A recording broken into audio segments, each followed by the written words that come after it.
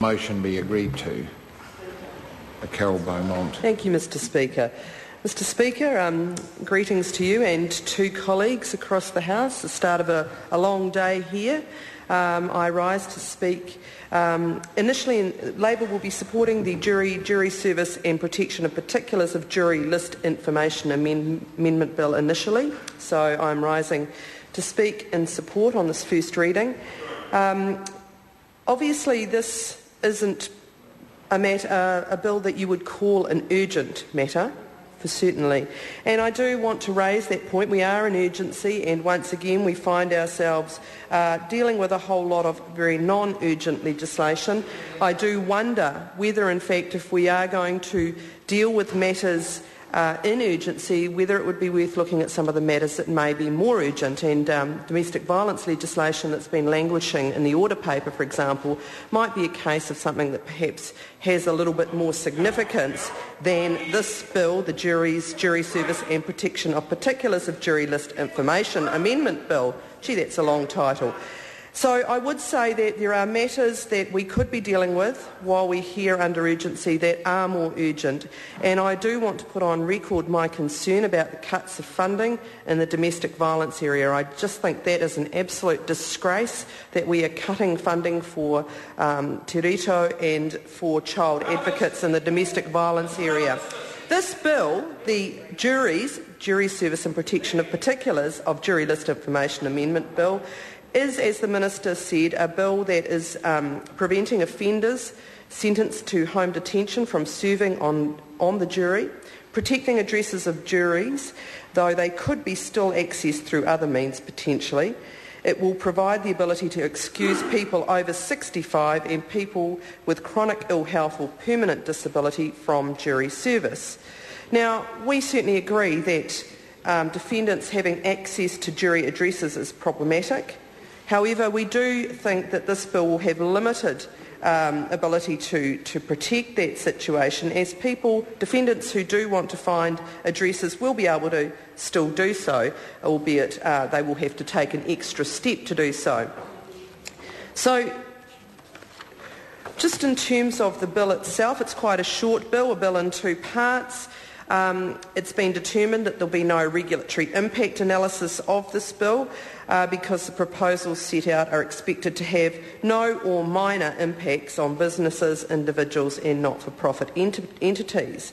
Our concern is again that we're seeing a piece of legislation in the justice area that is part of a very piecemeal approach by this government. We seem to constantly have very small bills dealing with particular issues that have come up rather than actually looking at the real issues of the justice system and looking at issues to do with crime. And we would certainly support a much more comprehensive approach and dealing with things rather than just reacting to whatever is top of the head, whatever comes up publicly, whatever the government thinks will get it some brownie points. And in fact, we do have concern about that, and I raised those same concerns when I spoke last night on the bill we've just dealt with. Now, on this bill, defence attorneys and advisors to defendants representing themselves will not be allowed to show addresses to defendants. However, defendants will be able to still see and hear the name in court, so arguably they could still look up the address on the white pages or on the electoral roll. So as I say, it isn't going to exactly fix the problem, it will just put an additional step in between the two things. It's interesting that the issue of juries is one that in another forum I'm dealing with as a member of the Justice and Electoral Select Committee, a select committee that I have to admit is well chaired by Chester Burrows, the member opposite, who does a very good job and is well respected across this House. And as I keep saying to him, he probably has to worry about his reputation because Labor MPs are always saying good things about Chester, but he does do a very good job in chairing that select committee.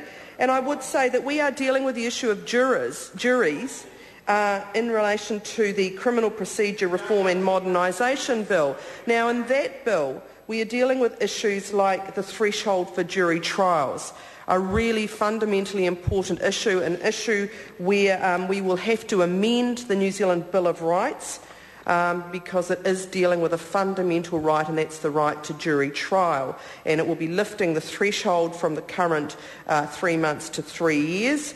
And there are many, many submitters that have raised concerns about that, because at its essence, a jury trial is one element of our system where it is about democracy. In the end, the people get to decide on whether somebody is guilty or not. Direct democracy. And so issues around juries are really important. As all of us in this House will know, either from our own personal experience or from experience in dealing with the people we see in the course of our job, issues around people serving on juries are quite complex, and for many it is in the end an issue of time and money. And if we're going to start looking at the issue of juries, I think we should be looking at that. In these tough economic times, when New Zealanders are really struggling in the face of ever-rising prices, static or declining incomes, in other words, people are really struggling to make ends meet, going on jury service and actually receiving the sort of paltry sum that they get is just something that people can't afford to do. So there are people who are excluded now from the ability to take on their right as a citizen, really, to serve on a jury. So there are some far more important issues in relation to juries that are currently around. But here we are dealing with some of them here, some of them in a very significant piece of legislation, the Criminal Procedure Reform and Modernisation Bill. And frankly, why wouldn't we be talking about this as part of that? There are some other matters in this bill which I think are probably of value, and certainly we'll be interested to see the submissions in this, but the bill allows for exemptions for people to be excused permanently, which does seem to make some sense if their situation is not going to be changing, and being able to be on a jury now or in 2 years' time is still going to be equally impossible for them. So there's probably some sense in that. And also, likewise, the loophole in the Sentencing Amendment Act 2007, which created home detention as a sentence in its own right, but failed to amend the Juries Act. So it was overlooked, obviously.